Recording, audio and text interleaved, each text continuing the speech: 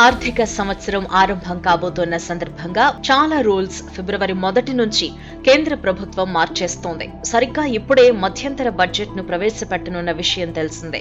దీంతో ఆర్థిక అంశాలకు సంబంధించిన ఈ నెలలో కీలక మార్పులు ఉండనున్నాయి.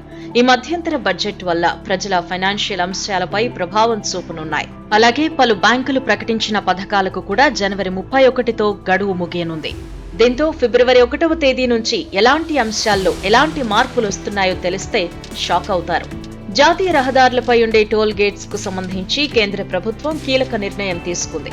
కేవైసీ లేని ఫాస్టాగ్లు జనవరి 31వ తేదీ తర్వాత డియాక్టివేట్ కానున్నాయి.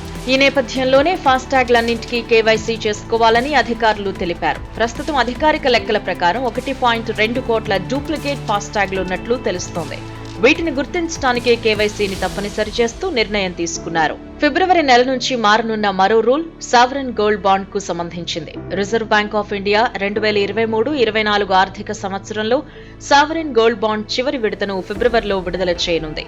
ఇందుకు సంబంధించి SGB 2023-24 సిరీస్ 4 ఫిబ్రవరి 12వ తేదీన ఓపెన్ కానుంది. నేషనల్ పెన్షన్ సిస్టమ్ కింద పెట్టుబడిగా పెట్టిన నిధులను పాక్షికంగా ఉపసంహరించుకోవడానికి మార్గదర్శకాలను నిర్దేశిస్తూ pension fund regulatory and development authority జనవరిలో మాస్టర్ సర్క్యులర్ ను జారీ చేసింది. ఈ నిబంధనలు ఫిబ్రవరి 1వ తేదీ నుంచి అమల్లోకి రానున్నాయి. మొదటి ఇల్లు కొనుగోలు లేదా నిర్మాణం కోసం మాత్రమే చందాదారులు పాక్షిక ఉపసంహరణలు చేసుకోవచ్చని పెన్షన్ బాడీ స్పష్టం చేసింది.